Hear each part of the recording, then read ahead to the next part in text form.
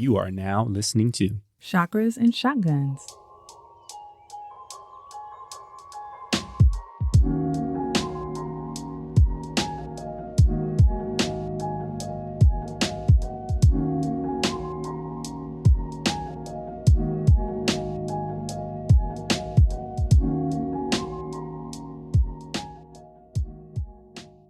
Welcome back to Chakras and Shotguns. This is episode 42. I'm Mik. And I'm Jenn. Welcome back. So what's up? What's on your mind? How you feeling? Lots is going on. So much is going on that I can't keep it all straight. Let's talk guilty pleasures. Let's talk The Ultimatum on Netflix. Also known as the most toxic TV show on right now. Pure chaos. Chaos and mayhem. Those are my favorite words. But this show really, it really captures that. It really embodies chaotic, toxic relationships. I mean, first off, the premise, like, they were just like, we gonna do the wildest shakeup that we can imagine in terms of relationships and dating on reality TV. If you have not seen it, basically there are couples where one person wants to get married, the other person is kind of dragging their feet, or they just don't want to get married yet. And this person issues an ultimatum. So they bring like 5-6 couples together. And the couples are supposed to intermingle and pick a new partner out of this group of 10 to 12 people and have a trial marriage and live with them for 3 weeks at an Element Hotel in Austin, Texas. And then after that, they go back to living with their boo for 3 weeks. But as you can imagine, if there's some chemistry with somebody else, especially the people who did not want to get married in the first place, chaos ensues. And the entire time I was watching, I kept asking Mik, I said, what is the point of this exercise? How are we getting closer to marriage by doing this? I just feel like they set these people up. Never mind the fact that most of these people are in their early 20s. Mad young. Like, gotta be, I mean, if they decided to go to college, like a couple years removed, like, it's wild. And I'm like, baby, you don't know nothing about nothing. And then I kind of cringe because now I'm at that age where I'm like, baby, you don't know nothing about nothing. That show was a hot mess express. If you want to binge watch it, the entire series is up, including the reunion. Lots going on, but that was like our latest guilty pleasure. All right, you want to talk about what's going on astrologically right now? Yes.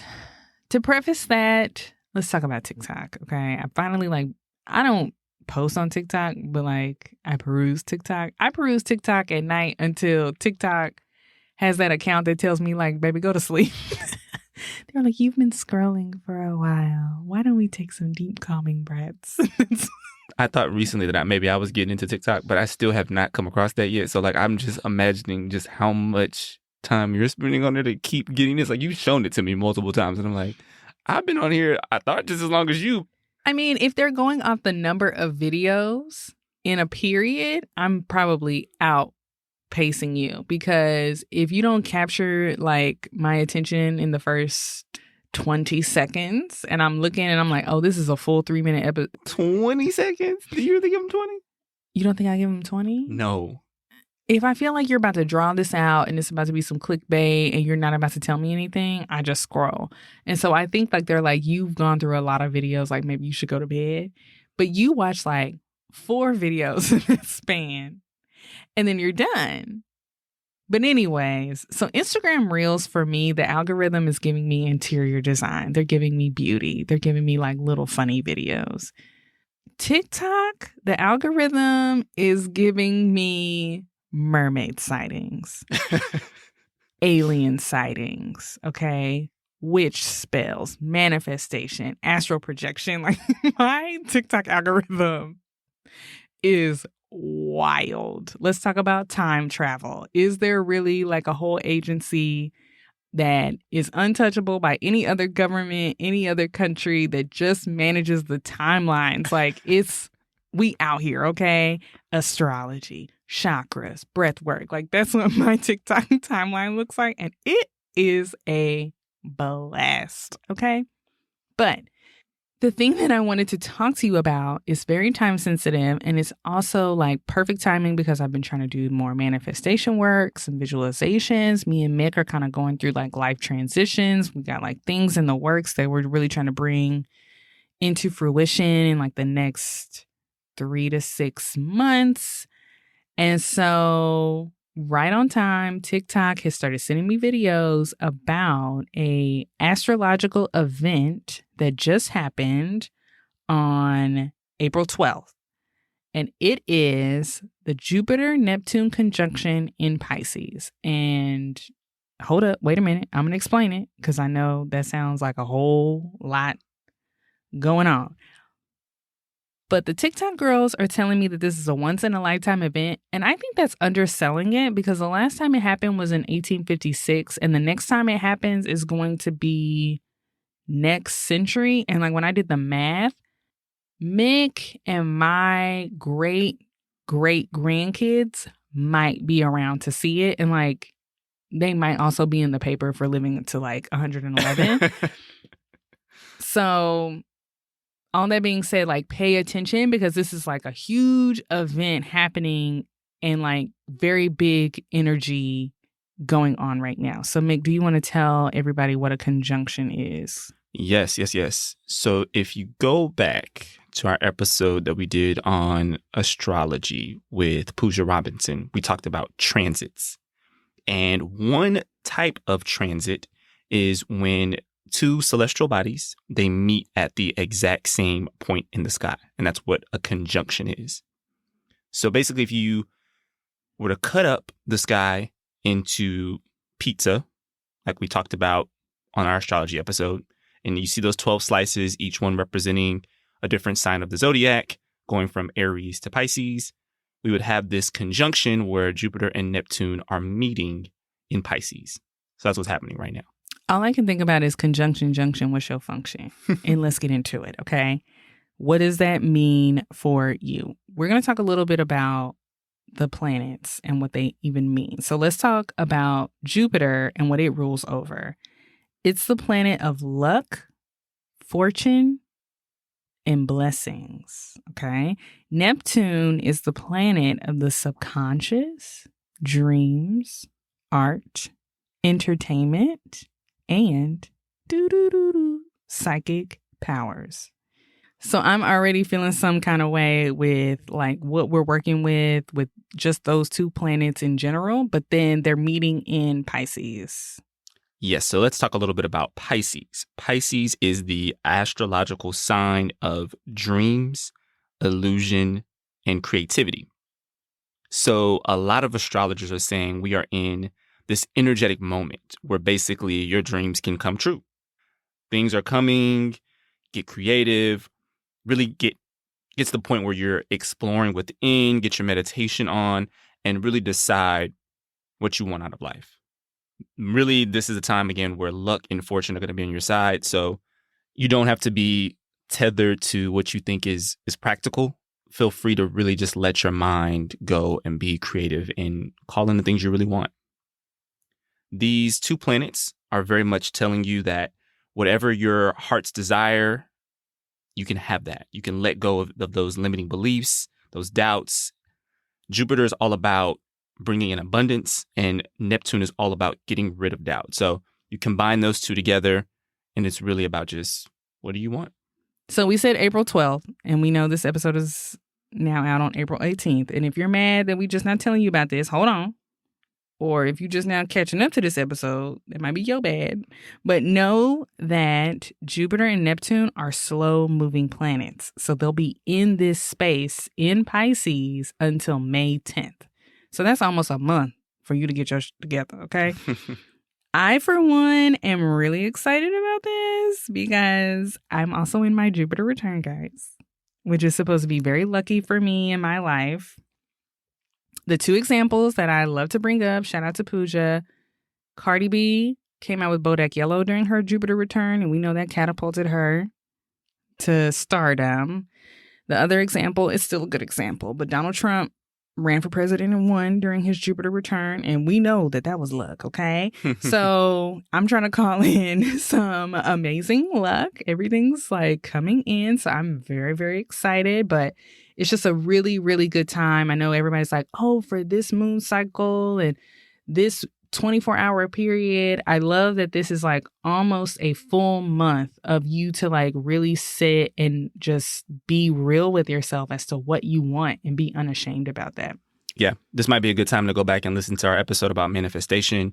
Jen's previously talked about using visualization as a manifestation tactic. So you can do your vision board or revisit some things that you've done in the past.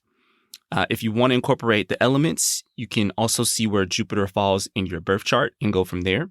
So let's say Jupiter falls within an earth sign within your chart. You can write things down and plant them in the earth, or you can burn them if Jupiter's in a fire sign. You can also use dissolvable paper and put them in water, or you can incorporate air by doing your meditation outside. My Jupiter is in Capricorn, so I plan on doing some earth element work for my manifestations during this time. My Jupiter actually falls in Pisces, which I just feel like, look, y'all, it's going to be some stuff coming to me, y'all. I'm going to tell y'all about it, I promise. But I am very excited because it's just like, it's there. It's right there. It's right there. I'm going to get some of that dissolvable paper. I'm also going to put it in the show notes if anybody's interested. One of the rituals that I've heard of is like having a spiritual bath, maybe incorporating crystals.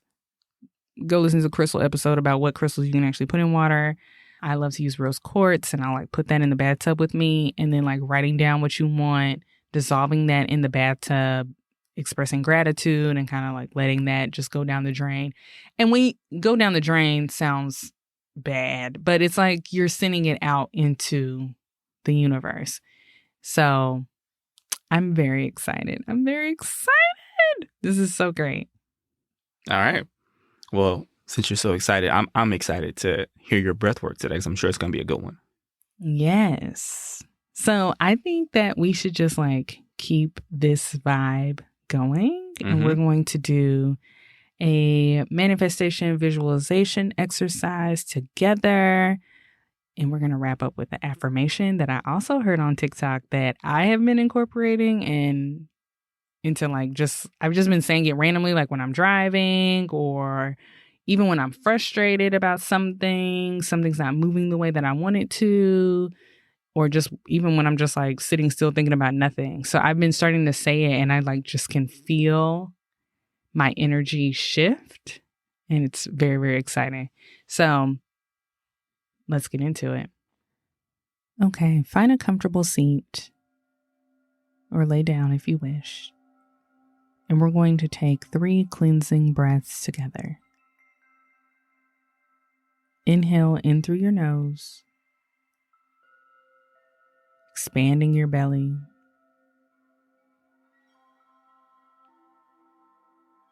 And sigh that out through your mouth. Let's do that again. Inhale in through your nose, bringing your shoulders down from your ears, letting yourself feel limp and relaxed. And sigh that out through your mouth.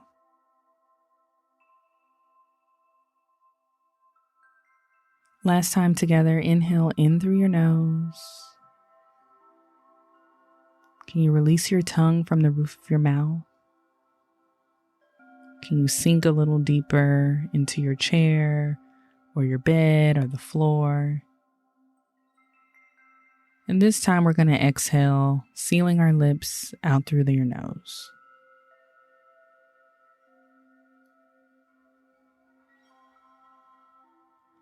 Now that we're aware of our breath, I want you to think about your ideal self in the future. It could be next week, it could be next month, it could be next year, it could be 10 years from now. Sometimes when I do this, I like to think of a conversation that I'm having, and I'm telling someone about the things that I would like to have come true in my life. That can be a friend, your partner,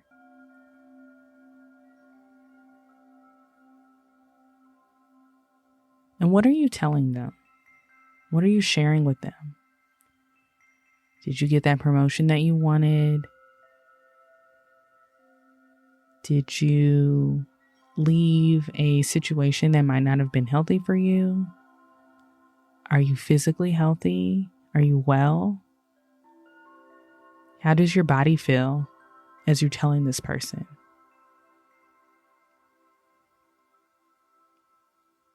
Let yourself feel the emotions and the excitement of telling this person your good news,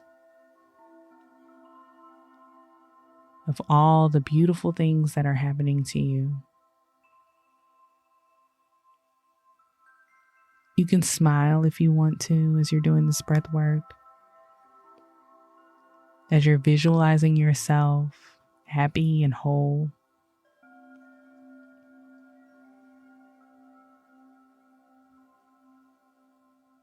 See yourself moving around in this space, going to the job that you want, or driving the car that you want, or with the kids that you want to have, or with the partner that you want to be in a relationship with.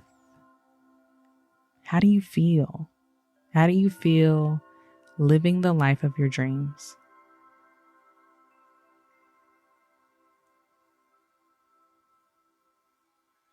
Allow that positivity, even euphoria, wash over you.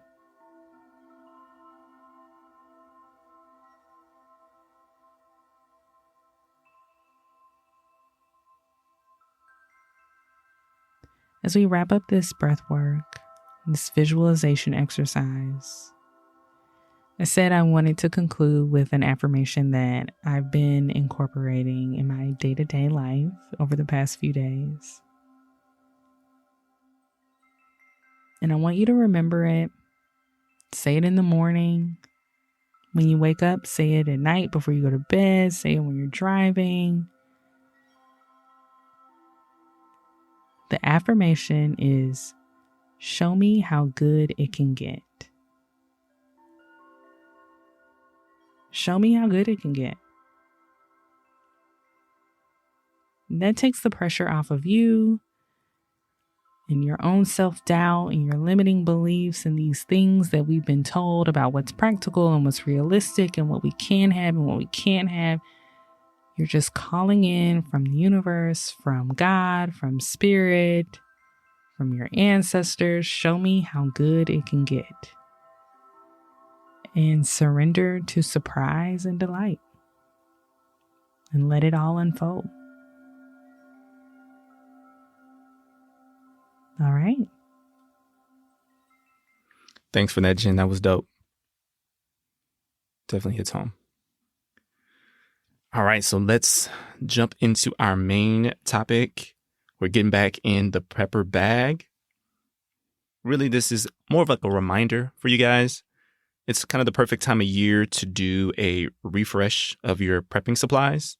You know, it's like one thing to think about the scenarios, have your gear purchased, but you have to spend some time with that gear periodically, making sure that it's still in good condition, that it's still ready to go. And so we just want to make sure you're prepared for the most likely scenarios in your area. So we thought it would be good to do a little bit of a refresh episode to help you guys with that.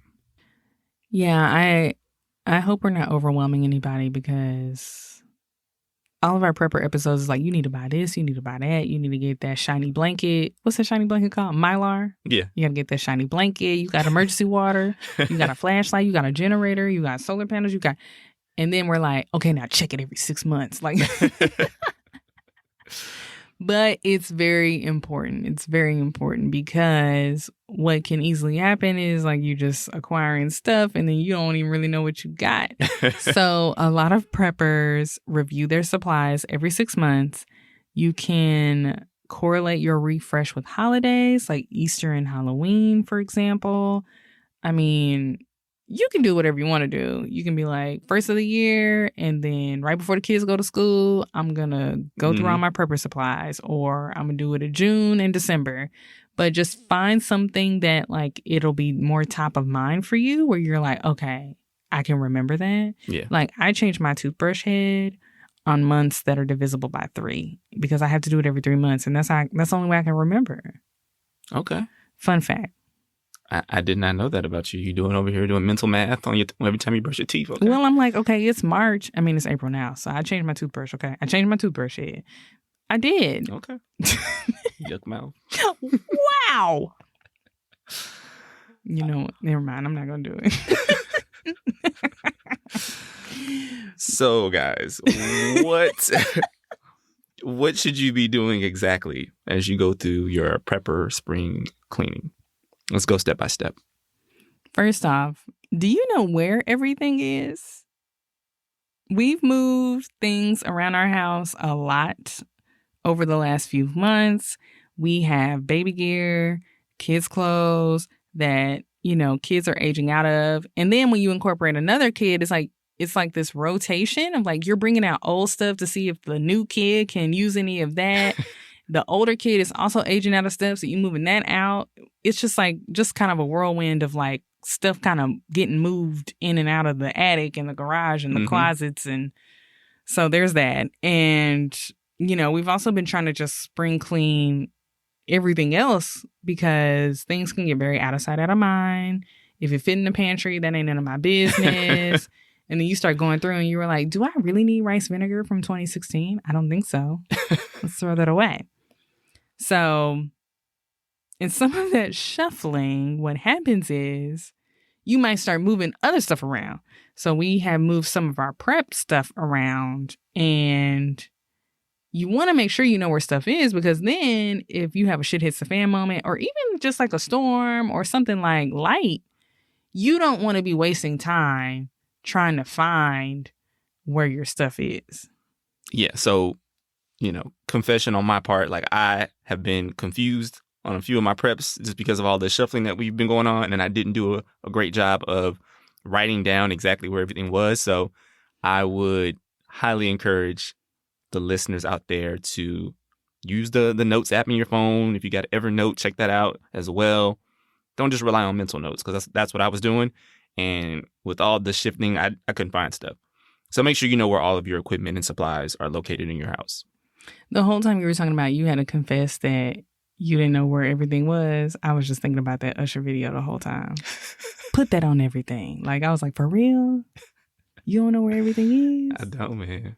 I know now, since I've done my prepper spring cleaning. But like 2 weeks ago, I was like, I don't know where them walkie-talkies are. And Putin was acting a fool. What if we needed them walkie-talkies? I found them. Glad he gave me a little bit of time. Amazing Grace. I was lost, but now I'm found. That's what the walkie-talkies are singing right now. Anyways, we're going to start with food. So check your freezer first. Is there anything in there that needs to be thrown out? This is a message for myself. Maybe you dipped into your frozen food stash one day when you didn't feel like cooking. That's fine. Do you need to replenish? Do you have some stuff that's old that you need to get rid of, that you need to cook expeditiously? Take notes of what you need. Add that to your next grocery list. I definitely need to do this and focus on cooking out of our deep freezer. I have some gumbo from like fall 2020 in there. It's probably still okay. You want me to thaw it out and see? Mik has a thing about food. He has a thing about food. If it says Best Buy, he's like 2 days before that and throw it out. Throw it out. I grew up with a mama with an iron stomach. She'd be like, girl, it's fine. It's fine. And I think it's just my days. I worked for a food manufacturer for a little while. And yeah, going to them plants and talking to the folks. And they're like, nah, man, you got to get rid of that stuff. This ain't from a plant. This is from love. What? That roux was made from love. Those vegetables were made from love. Okay. I also would say, and this is a Mik and Jenn thing, if we had a family crest, I think the motto would be in Latin, but it would translate to stomach integrity because we do not play. Because if your stomach is not right, you know, when they be like, if mama ain't happy, ain't nobody happy, baby. When we travel abroad, if the water situation is a little wonky, we don't play. No ice, no cut fruit. And I abided by all my rules, and I still got sick in Ghana, and that was horrific. That was horrific. I skipped a bus tour that day, and let me tell you something. Not only was I thankful, but everyone should have thanked me. Okay? Stomach integrity, that's key. How you gonna fly if your stomach not right? You got to keep getting up to get into that little itty bitty bathroom. Hoping your Imodium hold up. No. Yeah. No. I can't light a fire, build a tent, shoot a shotgun on with a bad stomach. So, boy. Oof. Food poisoning is the worst. So, moving on to canned goods. We mentioned way back in episode 7, which feels like forever ago. But we mentioned way back then, you should go through and look at your canned goods pretty regularly. Make sure during your prepper spring cleaning that, you know, you're checking expiration dates. You have anything that's coming up on its expiration date in the next couple of months, maybe take those to the food bank. They can, you know, get those out to folks who need them pretty quickly. And then you can replace those canned goods on your next shopping trip. Lastly, take a look at your longer term freeze dried food. And we're talking about like the food for like emergency rations. We did post on YouTube of me tasting that food. Ooh, child. That was never would have made it. What you want to check is that the seals are still tight. Has anything expired? Has it been exposed to water or air? If your family's dietary needs have changed, make a list of what you might need instead. For example, we recently found out about a food allergy that our oldest daughter has, so we actually need to go through and double check that she's not allergic to any ingredients in the freeze-dried food that we have. Like, it's normal for us to look through our regular food, but, you know, that food is kind of out of sight, out of mind in a different place. Mm-hmm. So that's something that we'll need to go through and double check. Put that on my honeydew list, babe. Got it. Back in that food episode, we did talk about this app, but I wanted to repeat it here. So it's called Pantry Check, and it's a great, basically, inventory on your phone of all the food that you have in your pantry, and it'll even record the expiration dates, and you can see right there on the app when stuff is expiring. But, you know, you have to be continually maintaining it as you grocery shop and use things. So it can be a bit cumbersome. Maybe you do it every 6 months just to kind of see where you are and what you've eaten up over that time frame. Moving on to water, the main thing here is checking the seals on your long-term storage. You may even want to wipe down the outside of your containers because they look dusty. If you have kids, make sure you have enough water stashed for them. Like our youngest is older now and she's not nursing anymore. Thank God. But she's also drinking more water. So we had to go back and look at our calculations to make sure we were now accounting for her.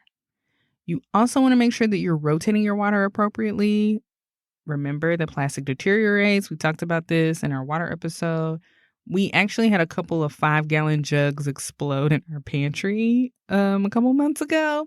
That was a whole mess that we did not plan on dealing with that day. It was a weekend. The kids were home. And I was like, dang, I surely was about to go take a nap. And those weren't even in there that long. I feel like we were doing our part to like rotate. So, you know, sometimes you just got some weak plastic. So just be on top of it. We actually keep a couple of water bottles in my closet because it's the larger one. And that's where we go for tornado warnings and whatnot. And so it's like good to have like some water on standby so you're not trying to run around when like you start hearing that siren. I actually needed some water to record this episode. And I was like, let me go get one of them water bottles. And sure enough, it was starting to look a little shrunken. Mm-hmm. And that would have been a mess, too, because it would have deteriorated. It would have exploded. It would have kind of gotten on my clothes. Like, yeah, it's just water, but it could have gotten on one of my bags. It could have gotten on my shoes. So make sure you're rotating out your water. All right, moving on to lighting. So flashlights and things of that nature.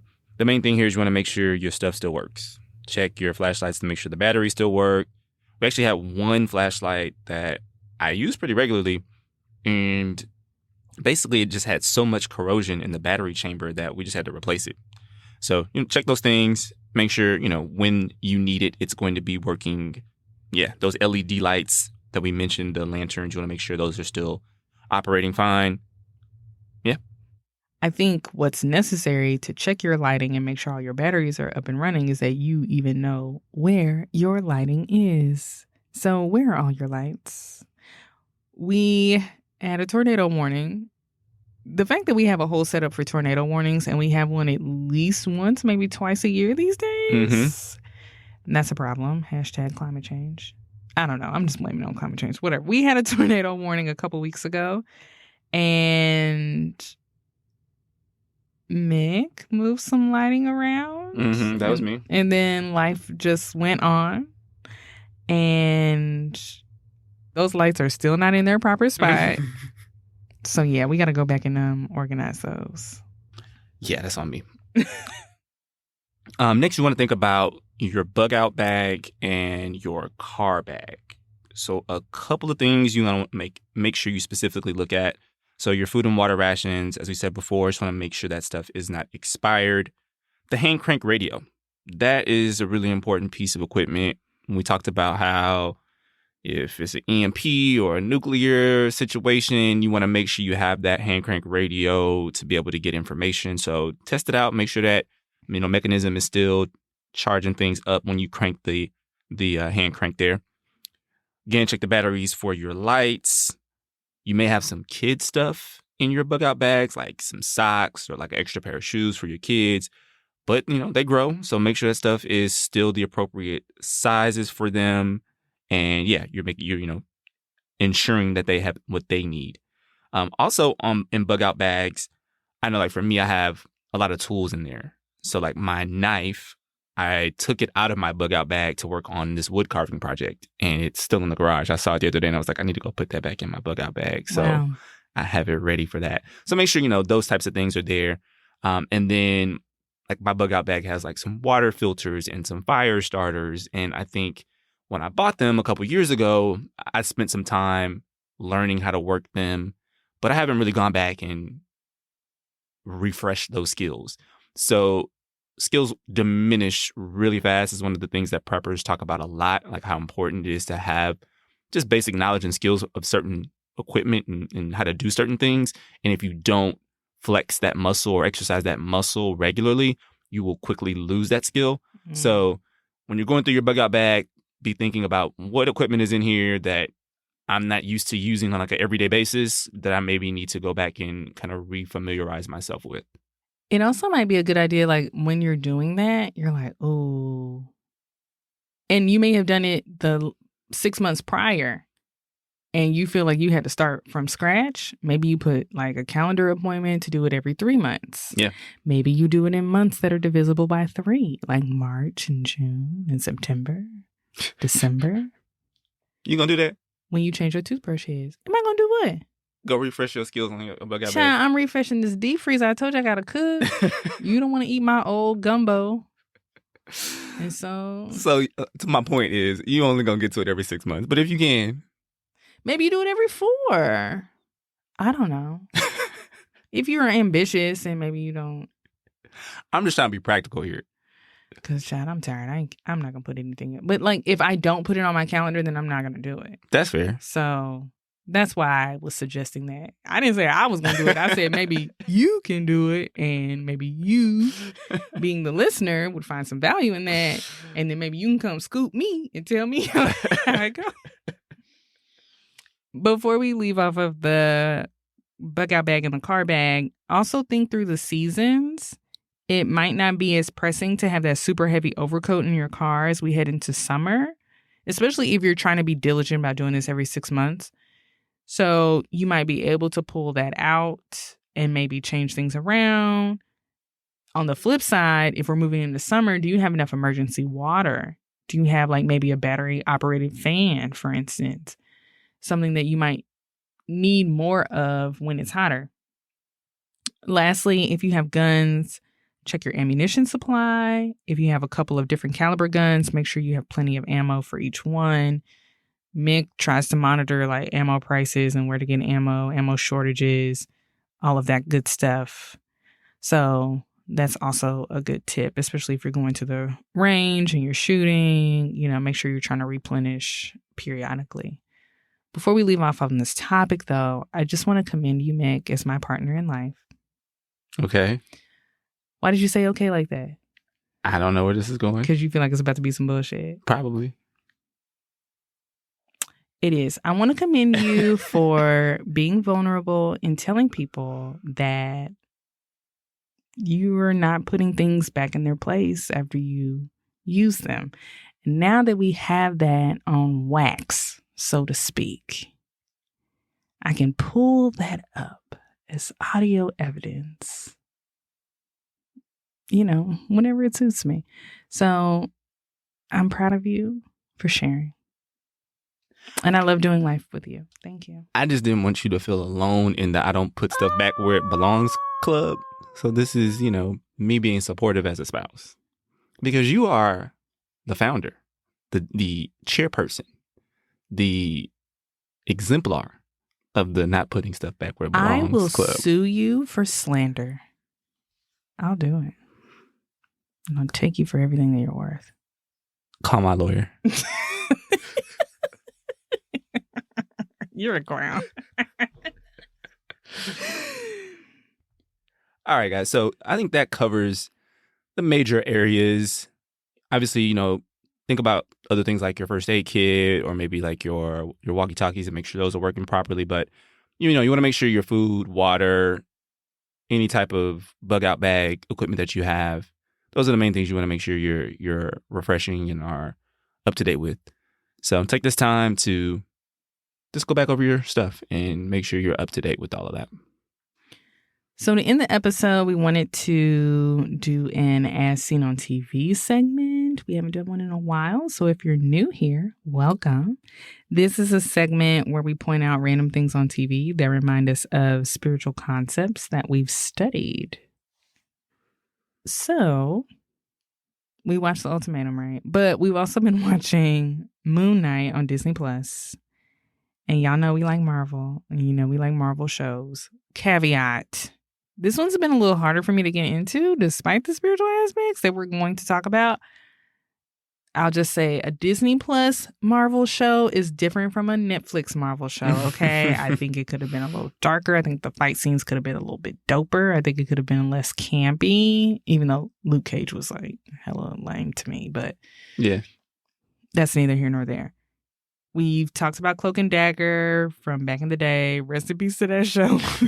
Grand opening, grand closing. But anyway, we jumped into Moon Knight recently, and the premise on its face is very interesting. Small spoiler alert.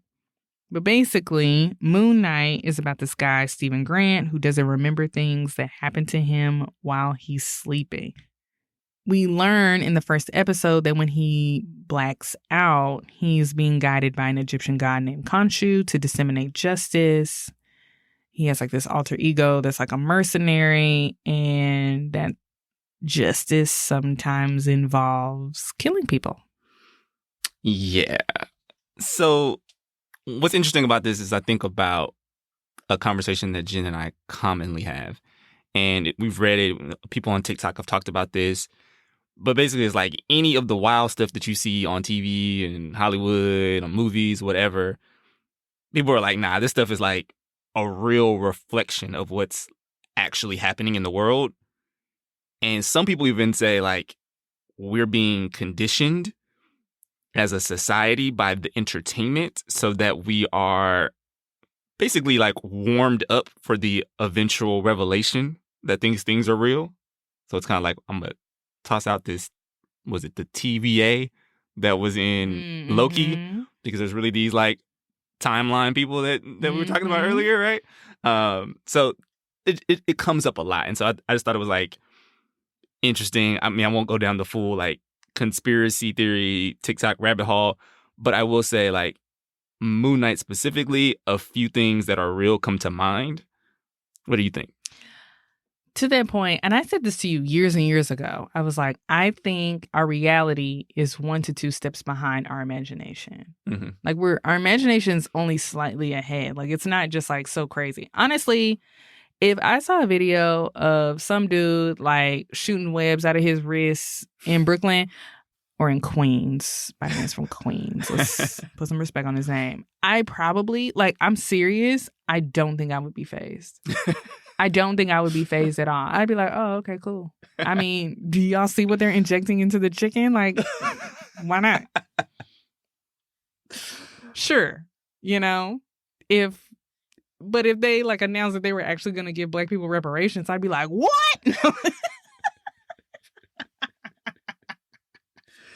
That is some science fiction right there. They gonna pay us?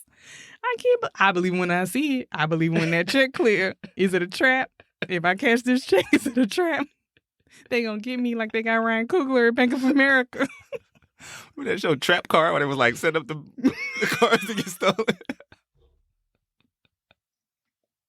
Oh, man. So, all of that being said, we actually talked about this back when we had our fave, Melanie Esperon, on this show.